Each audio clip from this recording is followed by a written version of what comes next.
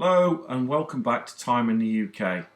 In a moment we'll flip the camera around and I've got an unboxing for you, but I better tell you it's from a website called Trendhim and the watch brand is seizmont. Now unfortunately not everything is plain sailing, so let's find out what happened. Okay, so here goes. Your day just got a whole lot better. Well, we'll find out, won't we? So obviously I've obscured my name and address, and opening up this rather flimsy package which has come all the way from Denmark. Not particularly well packaged either, I must say. And we've got two watches. Okay, so the first one that we're going to open is the smaller box, and that's been described as a Shaun, S-H-A-U-N, and Beautio on the Trendhim website. I'm not too sure about the name. I'm not too sure that if that's going to translate well into English. It doesn't, does it? The watch comes in with a price tag of £69.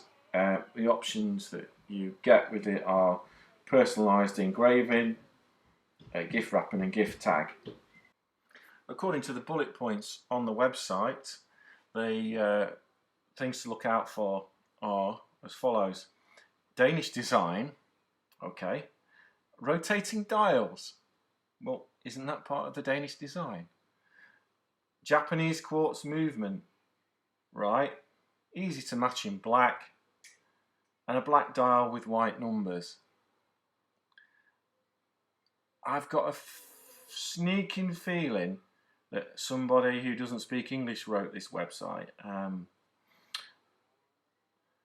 According to the material list, we've got a stainless steel backside, a stainless steel strap, and a zinc alloy case. So the case isn't stainless steel. Dimensions: we've got a face diameter of 40mm, a thickness of 7mm, and a strap width of 20mm, and it goes on to give maximum wrist size of 21 and minimum wrist size of 16 centimeters, and offers free shipping on all orders over £29. So basically that's the rundown of the website, and underneath that you've got a few more suggested products. I've got no real problem with this particular piece, albeit it's something that I wouldn't buy myself. And the main reason I wouldn't purchase it is alignment issues. First off, the little arrow that indicates doesn't point exactly to the centre. If you are trying to read the time, the little arrow's in the way. It's really only giving you 5-minute graduations, and then the seconds on that 5 minutes, kind of, or maybe 2.5 minutes if you're lucky, because they've got that line in the middle. Yeah, and then while you're not reading the time, all of the other numbers are upside down. So for me, I think it's a nice try but no cigar. It's not going to be something that I purchase and add to my watch collection.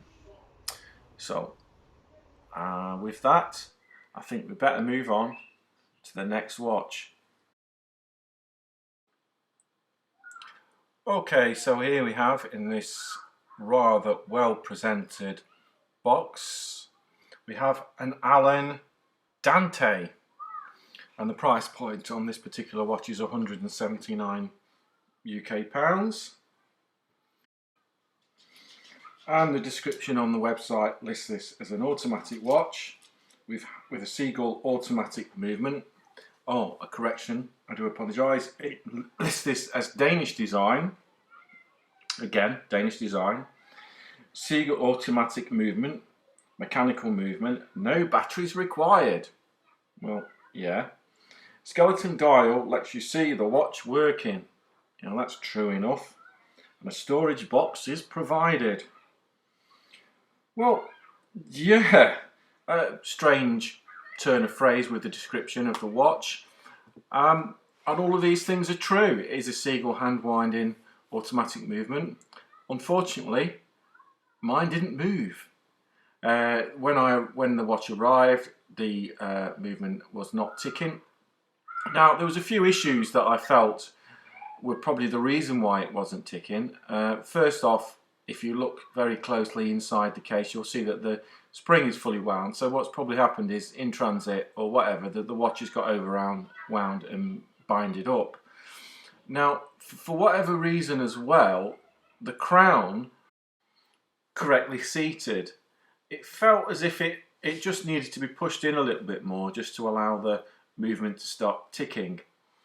When I was sort of examining the watch a little bit more closely, I pulled the crown out for the third time and it shot straight out of the watch, landed on the decking, went through the decking, and is now permanently lost. So, as well as a non-working watch, I now have a non-working watch without a crown. So, obviously that is a major QC issue. And I'm sure if you approached the company and said, hey, this one wasn't working when it turned up, they'd send you another or issue you a refund or whatever. Apart from that, there's a couple of other little glaring things wrong with the watch. The bracelet, well, the watch itself, the watch head is fine. If you like the design, the finishing is good enough. The bracelet is just not, though. Unfortunately, the bracelet just has a very distinctive rattle to it, and it actually reminds me of the Salvation Army at Christmas time, you know. And here's a little video showing it in action.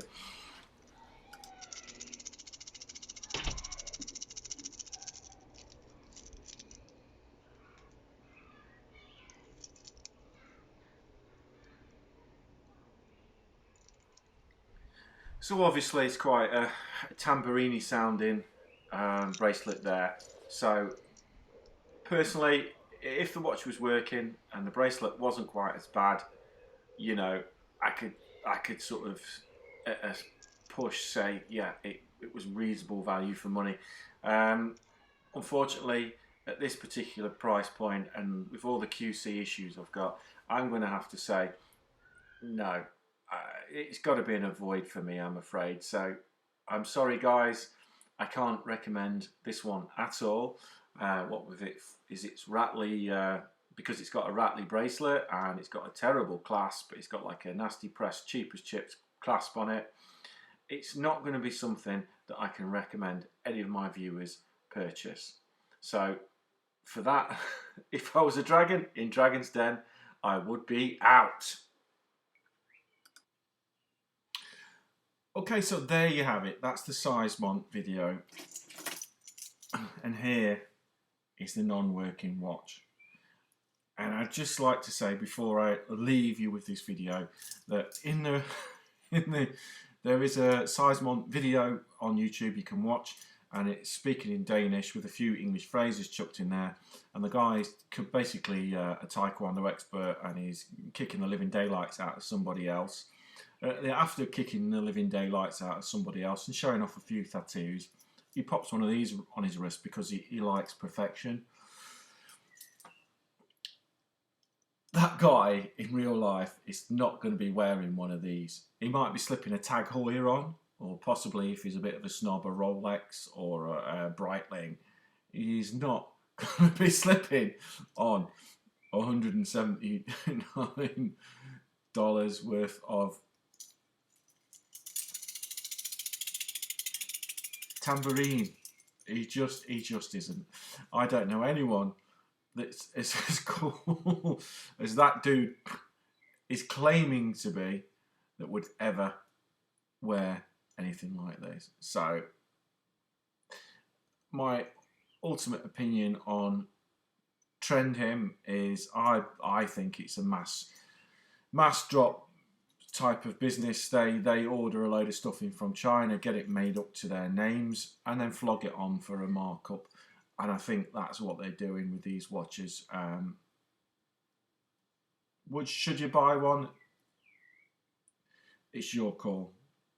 But for me, I wouldn't.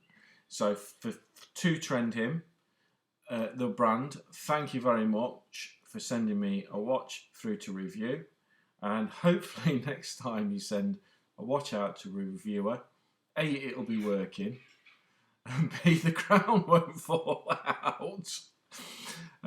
Yeah, and I've had a look online at the reviews for the company, and I think there's a few reviews on there, and they all seem to be quite high. I think there's one review with 2 stars, a bit suspicious about the reviews, and possibly the fact that really anyone that's popping that review on there really doesn't know anything about watches. They really don't, because if you think that this is something to give to somebody for a 50th birthday present, and why the hell are they offering engraving? Where the hell are they going to engrave it on the side there? That's a bit of a funny one, isn't it? Anyway, with that, I've been Time in the UK, and thank you for stopping by.